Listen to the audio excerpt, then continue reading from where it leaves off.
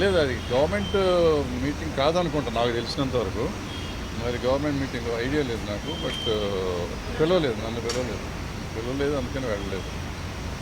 ఎవరైనా వెళ్ళొచ్చు, గవర్నమెంట్ కానీ లేకపోతే ఎవరైనా ఇండివిజువల్స్ ఎవరైనా తీసుకుంటే, పర్మిషన్ తీసుకుంటే వాళ్ళ తాలూకు వాళ్ళని తీసుకుని వెళ్ళొచ్చు. తప్పలేదు. అది ఇండస్ట్రీగా వారు పరిగణిస్తామా లేదా అనేది ఇండస్ట్రీ ఇష్టం, లేకపోతే వాళ్ళ ఇష్టం. ఇండస్ట్రీ అంటే నా ఉద్దేశంలో ఛాంబర్ ప్రెసిడెంట్ గారు ఉన్నారు, కౌన్సిల్ ప్రెసిడెంట్ గారు కూడా ఉన్నారు అక్కడ. సో ఛాంబర్దా అనుకుంటే ఛాంబర్ది కాదని తెలిసిన తర్వాత నేను అడిగితే వాళ్ళని కూడా ఇంక్లూడ్ చేసుకున్నారు వాళ్ళు.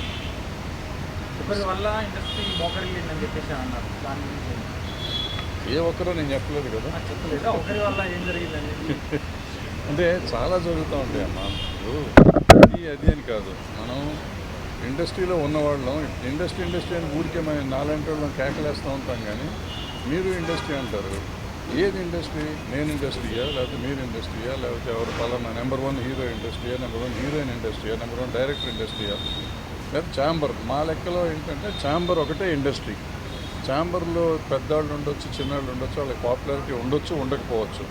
వాళ్ళు రిప్రజెంట్ చేస్తారు. ఎందుకంటే chamber represents production sector, studio sector, exhibition sector, అట్లాగే studio distribution sector, plus movie artist association, federation కూడా దానికి ఎఫిలియేటెడ్.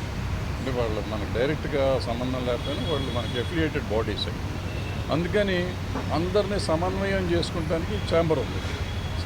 ఏది వెళ్ళినా కానీ గవర్నమెంట్ని కలవాలంటే ఛాంబర్ని కలవాలి. అందుకని నిన్న మీరు కలిసిన మీటింగ్ అంటున్నారు కదా, దానికి ఎజెండా లేదు. దానికి ఒక ఎజెండా ఉందంటే ఛాంబర్ పెట్టి ఉంటుంది. అంటే మనం ఇండస్ట్రీ కలిసినట్టు. ఎజెండా లేకుండా కలిస్తే పర్సనల్గా కలిసినట్టు నా ఉద్దేశంలో. లేదు పర్సనల్గా కాదు, పలానా వాళ్ళు చేసుకున్నారంటే నేను అనుకోవటం అది ఎఫ్డీసీ చైర్మన్ గారు పిలిచినట్టున్నారు. సో వాళ్ళు పెద్దవాళ్ళు అందరూ సోకాళ్ళు నిజంగా అందులో ఇవాళ సినిమా చేస్తున్న వాళ్ళు అందరూ ఉన్నారు, పెద్దవాళ్ళు అందరూ ఉన్నారు. సో ఇండస్ట్రీకి కొంతవరకు అనుకోవచ్చు. రన్నింగ్ ప్రొడ్యూసర్లు, రన్నింగ్ డైరెక్టర్లు, రన్నింగ్ యాక్టర్లు అందరూ ఉన్నారు. ఓన్లీ గిల్డ్ వాళ్ళు మాత్రమే వెళ్ళారనేది ఒక పేరు చెప్పకుండా అదే చెప్పాను నేను అన్నది. సార్, ఇండస్ట్రీకి గవర్నమెంట్కి మధ్య బాగా దూరం పెరిగింది. ఇటీవల జరిగిన కొన్ని ఇన్సిడెంట్స్ వల్ల ఆ దూరాన్ని తగ్గించుకోవడం కోసమే వీళ్ళందరూ అక్కడికి వెళ్ళారంట. అదే నేను కూడా అదే అనుకున్నాను. అంటే వెళ్ళటం మంచిదే కదా. ఇప్పుడు నేను ఆల్రెడీ మొన్న పెట్టిన వీడియోలో పెట్టాను. పెద్దవాళ్ళంతా వెళ్ళి ముఖ్యమంత్రి గారితో మాట్లాడి చేసుకోవాలనుకున్నాను. దానికి వెళ్తున్నారు, సెట్ అయిపోతున్నాను అనుకున్నాను. నిజంగా సెట్ అయిపోయింది. నిజంగా అయితే ఆ ఇష్యూ వరకు అయితే సెట్ అయిపోయింది. వీళ్ళు మాట్లాడారా మాట్లాడలేదా అనేది పక్కన పెడితే ఇష్యూ సెటిల్ అయిపోయింది. దాని గురించి ఎవరు వీళ్ళు కానీ వాళ్ళు కానీ మాట్లాడకూడదు అనే నిర్ణయం తీసుకున్నట్టున్నారు. నేను మాట్లాడలేదు. ఎందుకంటే ఇట్స్ ఇన్ ద కోర్టులో తేల్చుకుంటాం అనేది వాళ్ళకి వీళ్ళకి ఒక క్లారిటీ వచ్చేసింది, గవర్నమెంట్కి కానీ ఈ పార్టీకి కానీ. సో ఇక దాని గురించి క్లోజ్ అయిపోయింది. ఓ సంతోషం ఏంటంటే ఆ గొడవ వదిలిపోయింది కదా, ఇంకే గొడవ పక్కన.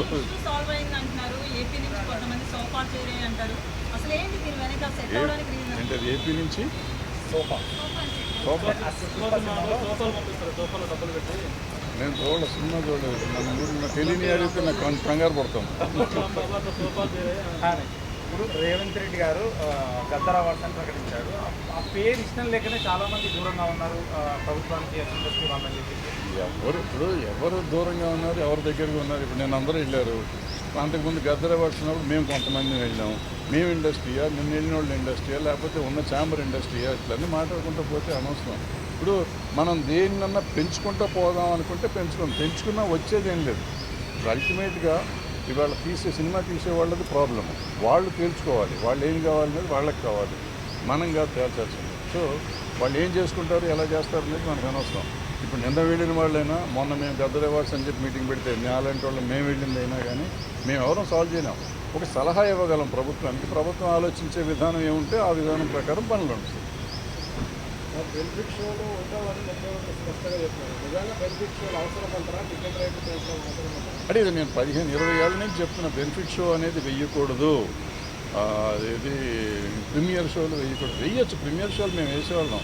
నేను మొగుడు కావాలి లాంటి సినిమాకి దగ్గర 20-25 ప్రీమియర్ షోలు వేసా ఫ్రీగా. ఇక్కడ మన జనానికి మెడ్రాస్లో ఉన్న వాళ్ళందరికీ చూపించేసాం సినిమా. ప్రీమియర్ షో అంటే ఆల్మోస్ట్ ఫ్రీగా చేసేవారు. ఇప్పుడు ప్రీమియర్ షోలు అంటే దాన్ని డబ్బులు చేసుకున్నారు, దాన్ని క్యాష్ చేసుకున్నారు. అది మొన్న అంతకుముందు వీడియోలో నేను పెట్టాను. మనకి సినిమాకి తేడా వచ్చేది ఒక 100 కోట్లు. హిట్ సినిమాకి, ఫ్లాప్ సినిమాకి అయితే ఏ రూపాయి తేడా రాదు. టికెట్ రేట్ పెంచినా తేడా రాదు, టికెట్ రేట్ తగ్గించినా తేడా రాదు. సో ఈ పెంచిన 100 కోట్లు వచ్చిందంటే 1000 కోట్లు చేస్తున్న సినిమా. 1000 కోట్లు చేసిన సినిమాకి 100 కోట్లు తగ్గితే కొంపే మనకు. ఎందుకంటే వీళ్ళు 500 కోట్లు మించి సినిమా తీయలేం మనం, ఎంత ఖర్చు పెట్టినా కానీ. అంటే 1000 కోట్లు చేస్తే 500 కోట్లు ఆల్మోస్ట్ ప్రాఫిట్ ఉంటుంది. 100 కోట్లు తగ్గిన 400 కోట్లతో సాటిస్ఫై అవ్వమా, లేదు ఈ 100 కోట్లు కూడా ఆంధ్ర తెలంగాణ ప్రజల మీద వెయ్యాలా అనేది ఆలోచించుకోవాల్సింది పబ్లిక్ ఆలోచించాలి, ప్రొడ్యూసర్లు ఆలోచించాలి, ఆర్టిస్టులు ఆలోచించాలి, డైరెక్టర్లు ఆలోచించాలి. దీనికోసం మనం ముఖ్యమంత్రుల దగ్గరికి వెళ్ళి దేహి అని అడుక్కోవటం అనేది తప్పు అనేది నేను గతంలోనే చెప్పాను, ఇప్పుడు చెప్తాను, ఎప్పుడు చెప్తాను. మొన్న జరిగిన చర్చలు కేవలం పెద్ద సినిమాల చర్చలు మాత్రమే జరిగినాయి, చిన్న సినిమాలకు సంబంధించిన చర్చ జరగలేదు.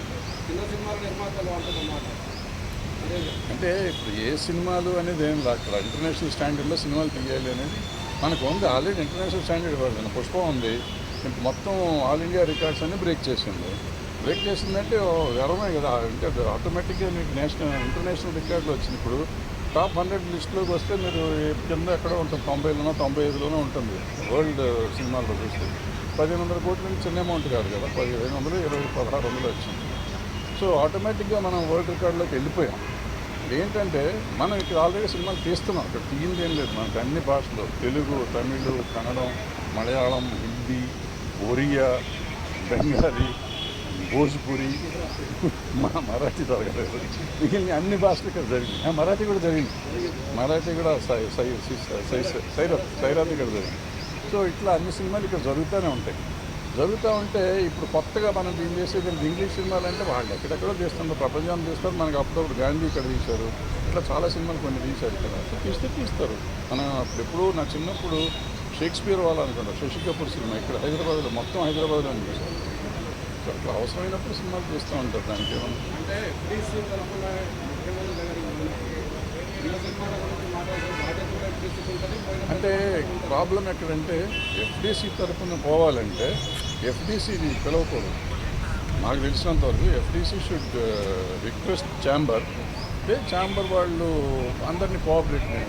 ఎందుకంటే FDC పని ఏంటంటే వీళ్ళని కోఆర్డినేట్ చేయడం, జనాన్ని కోఆర్డినేట్ చేయడం. నాకు ఇష్టమైన వాళ్ళు నేను తీసుకెళ్తానికి కాదు.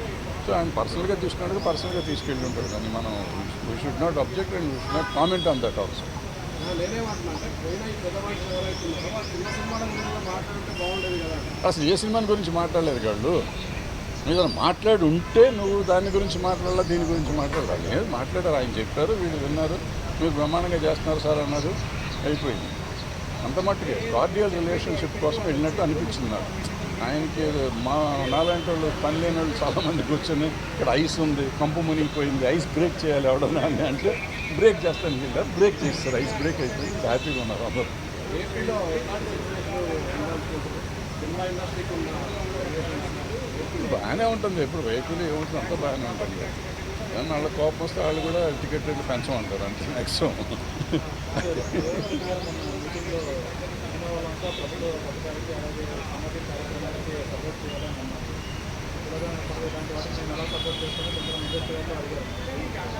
అవన్నీ అంటాం కానీ అమ్మా, ఇప్పుడు అల్లు అర్జున్ ఎప్పుడో నా చిన్నప్పుడే చేశాడు, సుకుమార్ డైరెక్షన్లో సినిమా షార్ట్ ఫిల్మ్ చేశాడు, సామాజిక స్ఫూర్తి చేసింది. ఎన్టీఆర్ ఏదో చేశాడు, చిరంజీవి గారు ఏదో చేశారు. గొంతు పోతుందా ఇంతకంటే ఎక్కడ అరుస్తాను, ఇంకా అరిస్తే తిక్కానంటారు మళ్ళీ. అల్లు అర్జున్ గారు సుకుమార్ గారు సినిమా చేశారు, షార్ట్ ఫిల్మ్ చేశారు, చాలా బాగా అద్భుతమైన సినిమా అది. అట్లాగే ఎన్టీఆర్ గారు రెండు సినిమాలు చేశారు షార్ట్ ఫిల్మ్స్ ఈ సోషల్ కాజ్ మీద. అట్లాగే చిరంజీవి గారు చేశారు. సో చేసే వాళ్ళంతా చేస్తానే ఉన్నారు, చేయట్లేదు అనేది కాదు. పుష్ప సినిమాకి కూడా అల్లు అర్జున్ గారు ఏదో సినిమా షార్ట్ ఫిల్మ్ చేసినట్టున్నారు డ్రగ్స్ మీద. సో మనం చేసే పని మనం చేస్తూ ఉంటాం. గవర్నమెంట్ మంచి పని చేస్తూ ఉంటే మనం సపోర్ట్ చేయడం తప్పే లేదు, చేసి తీరాలి కూడా. ఇట్స్ మన డ్యూటీ. మనం సినిమా తీసి డబ్బు సంపాదించడం కాదు, సమాజానికి ఎంతో కొంత వికాసం కలిగించే 1 minute 1 second మనం 1 minute మాట్లాడితే కొంప మునిగేది ఏం లేదు, చేసి తీరాలి. వాళ్ళు అడిగా అసలు నేను రేవంత్ రెడ్డి గారు పెట్టినప్పుడు నేను ఫస్ట్ అబ్జెక్ట్ చేశాను. అబ్జెక్ట్ అంటే నేనేమన్నానంటే మీరు సినిమా తీసినప్పుడు చేయండి అన్నారు. అది నేను అబ్జెక్ట్ చేశాను. ఆ రోజు చేసి ఈరోజు కూడా చెప్తున్నాను. సినిమా తీసినప్పుడు కాదు, ప్రతి ఆర్టిస్టు దీని గురించి చేసేయండి ఒకసారి. సినిమాకి ఎందుకు చేయాలో చేసుకోండి. ఒక సినిమా ఏ సినిమాకి ఆ సినిమా కావాల్సింది చేసుకుంటూ ఉండండి అని నా ఉద్దేశం. ఎందుకంటే అందరూ బాధ్యత ఉండాలి. నా సినిమా ఒక 4 ఏళ్ళు రిలీజ్ అవ్వలేదు అనుకోండి, నేను చెయ్యక్కర్లేదా? నేను కూడా చెయ్యాలి అనేది నా పాయింట్. ఎవరు చేసినా చేయకున్నా ప్రతి మనిషి, ప్రతి ఆర్టిస్టు, మార్కెట్ ఉన్న ఆర్టిస్టు, ప్రతి వాళ్ళు ఈ వీడియోలు చేయాలి అనేది మంచి ఉద్దేశం, మంచి పాయింట్లో అయితే చెయ్యాలి. అనవసరమైనటికి చేయక్కర్లేదు, అవసరమైనటికి చెయ్యాలి. సార్ అయితే మీటింగ్లో జరిగింది ఒకటి, బయటకు వచ్చి తీరాలు చెప్పింది ఒకటి అని బాగా వైరల్ అవుతుంది. ఏది వాస్తవం అంటారు సార్? నేను వెళ్ళలేదు కదా, నాకెట్లా వాస్తవం తెలుస్తుంది. మీ వాళ్ళు మీకు చెప్పారు కదా. వాళ్ళంతా హ్యాపీగా ఉన్నామని చెప్పారు. బెస్ట్ మీటింగ్ అన్నారు. అంటే ఎజెండా లేని మీటింగ్ కాబట్టి డెఫినెట్గా బెస్ట్ మీటింగ్ అవుతుంది. ఎందుకంటే వీళ్ళకి ఒక పాయింట్ లేదు, వాళ్ళకి ఒక పాయింట్ లేదు. వాళ్ళు కొన్ని మంచి విషయాలు చెప్పారు, వీళ్ళు కొన్ని మంచి విషయాలు చెప్పారు కాబట్టి అద్భుతమైన మీటింగ్ అది. ఎవ్వరికీ ఏ రకమైన బాధ లేకుండా జరిగింది, అద్భుతంగా జరిగింది. అయితే సీఎం గారు మాట్లాడుతూ 8 సార్లు మా దగ్గరికి వచ్చారు సినిమాల కోసం, మేము రేట్లు పెంచాము మేము గవర్నమెంట్ ఫామ్ అయిన తర్వాత, కానీ మీ నుంచి మాకు రిటర్న్ ఏం లేదు. కాదు, అది కాదు. ఆయన ఏమన్నారంటే నాబోటి పని లేని వాళ్ళు కొంతమంది లంచం తీసుకుని టికెట్ రేట్లు పెంచారు అని చెప్పారు అని మీడియాలో ఎక్కడో చెప్పారు. చెప్తే ఆయన 8 జీవోలు వేసి ఈ 8 జీవోల్లో ఎవరు ఇచ్చారో నాకు చూపించండి అని అడిగారు. నాకు తెలిసింది ఇది. సో ఎవరు ఇవ్వలేదు కాబట్టి అందరూ నోరు మూసి కూర్చున్నారు. సార్ ఫైనల్గా తెలంగాణ గవర్నమెంట్ వచ్చి 10 years అయింది. ఇండస్ట్రీ ఏదైతే అనుకుంటున్నాం, ఇండస్ట్రీ గవర్నమెంట్ ఇండస్ట్రీ గవర్నమెంట్ దగ్గరికి వెళ్ళాల్సిన అవసరం ఏం పని ఉంది వీళ్ళకి? సమస్యలు ఉంటే వెళ్ళాలి. సమస్య ఏంటి? ఇప్పుడు నేను వెళ్ళిన సమస్య కోసం వెళ్ళలేదు కదా. నేను ఫలానా సమస్యకి వెళ్ళారని ఎవరినైనా చెప్పానండి ఒకళ్ళు.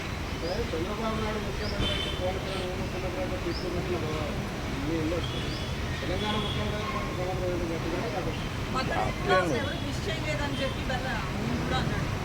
అమ్మ ఎప్పుడు ఎవరిని విష్ చేయమమ్మా. ఇప్పుడు ఊరికి అనవసరంగా వాళ్ళకి చేశారు, వీళ్ళకి చేశారు, వీళ్ళకి చేయలేదు, వాళ్ళకి చేయలేదు అని మనం అంటే ఇంతకుముందు ఎప్పుడు ఎన్టీ రామారావుకి చేశారా, నాగేశ్వరరావుకి చేశారా, సోమబాబు చేశారా, కృష్ణ గారికి చేశారా, చిరంజీవి గారికి చేశారా, బాలకృష్ణ గారికి చేశారు. ఎవరికి చేసాము?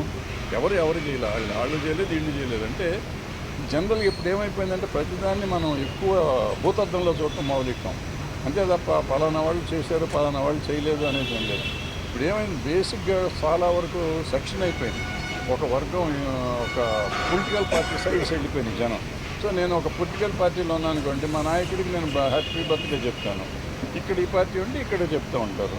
ఇప్పుడు ఈయనకి కావాల్సిన వాళ్ళు వీళ్ళకి చెప్తారు, వాళ్ళకి కావాల్సిన వాళ్ళు చెప్తూ ఉంటారు. అంతే తప్ప అందరూ చెప్పారు ఇది ఇండస్ట్రీ అనుకుంటే కాదు. హైదరాబాద్లో గవర్నమెంట్తో ఇబ్బందులుగా కాంగ్రెస్ వెళ్ళిపోవాలని ఆలోచనలు అప్పటి నాకు తెలిసి ఏం జరగలేదు. ఎవరిని వెళ్తే హ్యాపీగా వెళ్ళి రావచ్చు, తప్పేం లేదు. పంపేం మునిగింది ఇప్పుడు. అంటే ఇక్కడ ఏమీ జరగదు. మొత్తం ఇండస్ట్రీ అంతా ఇక్కడ ఉంది. ఇవాళ ఇక్కడి నుంచి ఎవరిని వెళ్ళాలంటే మనకు అక్కడి నుంచి ఇక్కడ తీసుకొస్తాను 40 ఏళ్ళు పైన పట్టింది మాకు. వీళ్ళు ఇక్కడి నుంచి వెళ్తామని పెట్టేవాళ్ళు. ఇప్పుడు ఎట్లాగో ఉంటుంది అక్కడ. సినిమా అక్కడ తీసుకున్నా ఉండలేము. ఆంధ్రాలో మనకు కొన్ని కావాలంటే, సముద్రం కావాలంటే ఇక్కడ వేలేం కదా, అక్కడికి వెళ్ళి తీస్తాము. అట్లా కొన్ని చోట్ల ఇంతకుముందు గోదావరికి వెళ్ళి పొలాలు కావాలంటే అక్కడ వెళ్ళేవాళ్ళని. ఇవాళ సస్యశ్యామలోనే ఉంది తెలంగాణ, ఇక్కడే తీస్తున్నాం పొలాలు కూడా. సో ఇట్లా అవసరమైతే వెళ్తాం. ఏమో మీలాంటి గొప్ప వాళ్ళు ఎవరైనా సముద్రాన్ని ఇక్కడ తెస్తే సముద్రం కూడా ఇక్కడ తెస్తాం. అదే సార్ అయితే చిరంజీవి గారి ఫ్యామిలీ నుంచి ఒక్కరు కూడా వెళ్ళలేదు. దీన్ని ఎలా చూడాలంటారు సార్? రాజకీయంగా ఎలాగో చూడక్కర్లేదమ్మా. నాకంటే గొప్ప వాళ్ళు నేను వెళ్ళలేదు, కానీ లేదు, అదేం లేదు. అంటే ప్రాబ్లం వాళ్ళకి ఇన్విటేషన్ లేదేమో, ఇన్విటేషన్ ఉంది సార్. సాయి ఉందేమో నాగబాబుకి వీళ్ళందరికీ ఉంది. ఉందేమో. వాళ్ళకు ఉండే పనులు వాళ్ళకి ఉండి ఉండొచ్చు కదా. ఇప్పుడు పిలిచిన వాళ్ళంతా కంపల్సరీగా వెళ్ళాలని రూల్ లేదు. ఇక పిలవని వాళ్ళు కూడా పిలవకుండా వెళ్ళాలని రూల్ లేదు. పిలవకుండా కూడా కొంతమంది వెళ్ళి ఉంటారు. అట్లా అది లేదు, ఇది లేదు. సో డెఫినెట్గా వాళ్ళని గుర్తించి ఉంటారు. మీరు చెప్పినట్టు పిలిచే ఉంటారు. రకరకాల సమస్యల్లో వాళ్ళు వెళ్ళి ఉంటారు. ఏంటనేది నాకు తెలియదు. అయితే కూటమిలో పవన్ కళ్యాణ్ ఇస్తారు, ఈ సంవత్సరం ఇస్తారు గ్యారంటీ. అవార్డులు అయితే ఇస్తారు. ఇప్పుడు ఇస్తారు, ఇంకా రిలీజ్ లేదు, గ్యారంటీకి ఇస్తారు. చిరంజీవి చేస్తే ఎందుకు అయితే సెంట్రల్ గవర్నమెంట్ మనకు సంబంధం లేదు. హబ్బుగా హైదరాబాద్ పెట్టారు, మన వాళ్ళు ఎవరు వెళ్ళట్లేదు. పర్మనెంట్ హబ్బుగానే హైదరాబాద్ అయినా మనల్ని పర్మనెంట్ హబ్ తీస్తారు కదా. ఈ గవర్నమెంట్ వచ్చినాక తీస్తారు, బీజేపీ గవర్నమెంట్ వచ్చినాక తీస్తారు. ఇక్కడి నుంచి తీసేసి గోవా పంపించారు. అంటే నిజంగా ఏంటంటే ప్రాబ్లము ఈ ఈవెన్ ఆ ఫెస్టివల్ కానీ ఈ ఫెస్టివల్కి కానీ ఆఫీసు ఢిల్లీలో పెడుతున్నారండి. ఈ ఆఫీస్ ఎక్కడైతే హబ్ ఉంటుందో హబ్లో పెట్టాలి.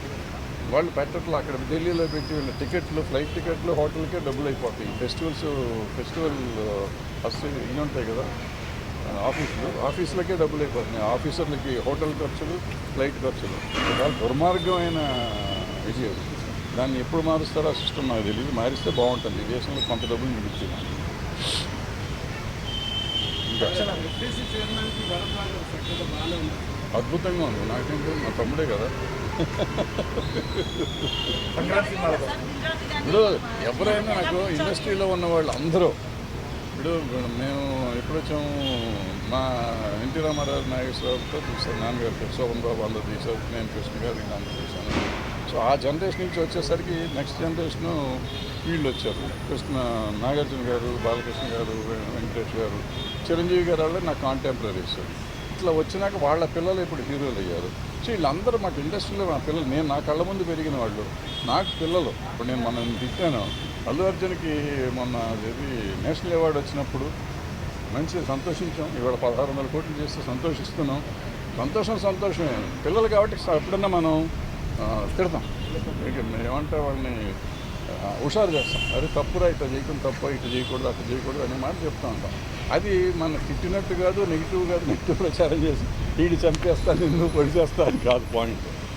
నా వరకు నేను ఏంటంటే ప్రతిదానికి స్పందిస్తూ ఉంటాను. నాకు నచ్చింది. ఇప్పుడు నిజంగా చెప్పాలంటే ఫోన్ చేసి చెప్పొచ్చు కదా అని మీరు అడగచ్చు. ఫోన్లు ఎత్తారు మా పిల్లలు ఎదిగిపోయారు, మాకు అందుబాటులో లేనంత లెవెల్కి ఎదిగిపోయారు. సో వాళ్ళకి నాకు వేరే మార్గం లేదు. నేను చాలా విషయాలు నిజంగా చాలామందికి నేను డైరెక్ట్గా చెప్పొచ్చు, బట్ ఎవరో మన మాట ఏందో. బట్ నాకు తోచింది నేను చెప్పడం అనేది నేను ఒక పాయింట్గా పెట్టుకున్నాను కాబట్టి నాలో నేను పెట్టుకోవటానికి నేను ఓ వీడియోలు పెడతాం మొదలెట్టా. ఫార్చునేట్గా కొన్ని వైరల్ అవుతాయి, కొన్ని దాని కాంట్రవర్షియల్ అవుతాయి, కొన్ని రకరకాలు అవుతాయి. బట్ నా ఉద్దేశం ఎవరిని హర్ట్ చేయటం కాదు, ఎవరిని ఏదో బట్టలోడు తీసాడు ఇటువంటి పెడుతుంటారు మన వాళ్ళు. నేను అటువంటిది ఎవరిని ఏమీ చేద్దాం అనుకోను. నేను చెప్పేది ఏంటంటే మన పిల్లలు మన జాగ్రత్తగా ఉండాలి, మనం ఇట్లా ఉంటే బాగుంటుంది. ఎందుకంటే వీళ్ళు ఎదిగిపోయినాక కొన్ని మాటలు వినని పరిస్థితులు, కొన్ని కోటరీలు చేరి వాళ్ళు చెడగొట్టే వాళ్ళు ఉంటారు. వాళ్ళ మాటలు వినకండి బాబు, మీరు పెద్దవాళ్ళ మాటలు కొన్నిటికి వినండి. కొన్నిటికి వాళ్ళే కావాలి. మీరు కొన్ని పనులు చేయాలంటే వాళ్ళు వెనకున్నోళ్ళు కావాలి, కొన్ని పనులు చేయాలంటే పెద్దవాళ్ళ మాటలు వినాలి అనేది నా పాయింట్. అది చెప్తానికి ప్రయత్నం చేస్తూ ఉంటాను. సార్ అయితే ఈ ఇష్యూ మీద ఏ ప్రాతిపదికన ఏ ఎజెండాతో ముందుకు పోయారని అభివృద్ధి చైర్మన్కి కాల్ చేసి అడగడం జరిగింది. అడగలేదు. నాకు ఎందుకమ్మా ఊరికి పని రాకుండా నేను సినిమా తీసి 10 ఏళ్ళు అయిపోయింది. ప్రతిదానికి ఫోన్ చేసి ఎందుకు చేసావు, నన్ను ఎందుకు వెళ్ళి మనకు అవసరం పిలవలేదు. చాలా సంతోషంలో పెట్రోల్ అక్కడి నుంచి అక్కడ దాకా వెళ్ళి బయట కార్లు పార్క్ చేసి ఇవన్నీ తలకాయ నొప్పి ఎందుకు అబ్బా పిలవలేదు, అదృష్టం బాగుంది అనుకున్నాను. పిలిస్తే వెళ్ళాలి కదా, పిలిస్తే ముఖ్యమంత్రి గారు పిలిస్తే వెళ్ళలేదు మళ్ళీ అంటారు. నాకెందుకు వచ్చిన బ్యాడ్ ఇది.